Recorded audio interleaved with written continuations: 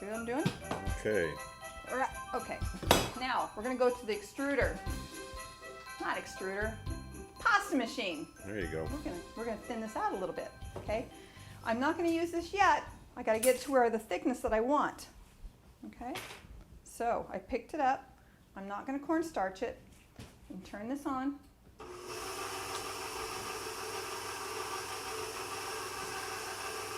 Running it through. What level are you running it in? It's at 1 right now. Okay. Hanging on to it, moving it to 2. Each pasta machine, a hand crank one, the numbers go backwards.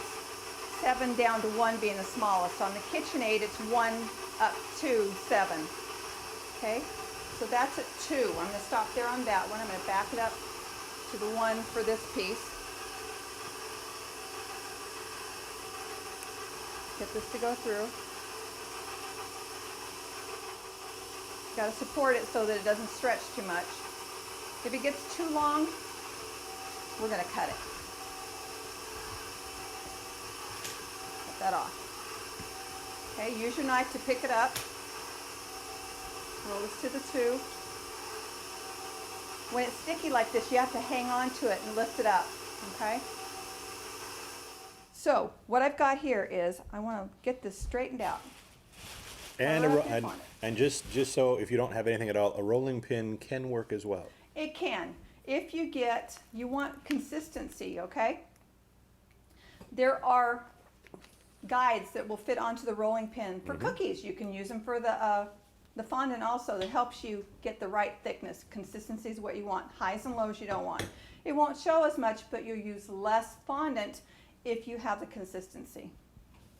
Okay, so this is the fun part. All right, are you with me? Yep, there with you.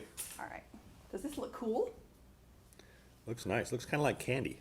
All right, we're going to take this and we're going to set it down so that the bumps are away from me. What's that called? It's a tappet. Is it a tappet?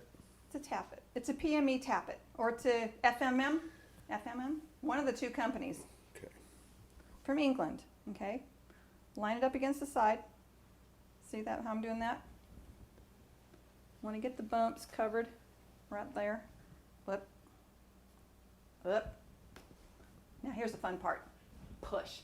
Push down and push away. Ha ha ha. Tap it. Oh. Stuff comes off.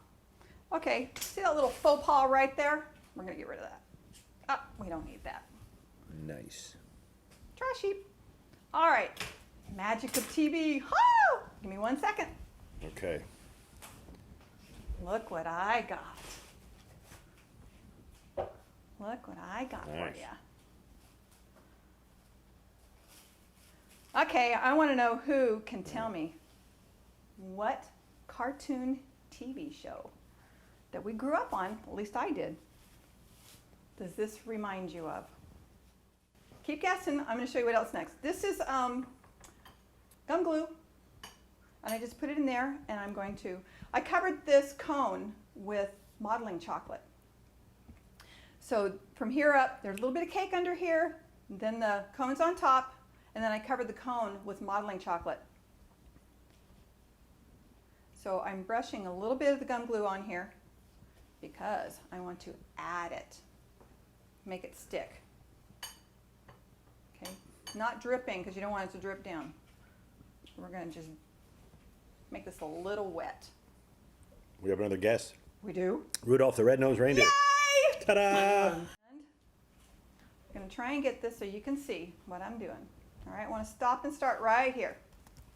All right, I got to work the other way. We're going to turn a little bit. Told him I was going to do this so that you can see what I'm doing. All right, you want to roll the edge under so that it hides where I stopped and started, okay? Line up your whites.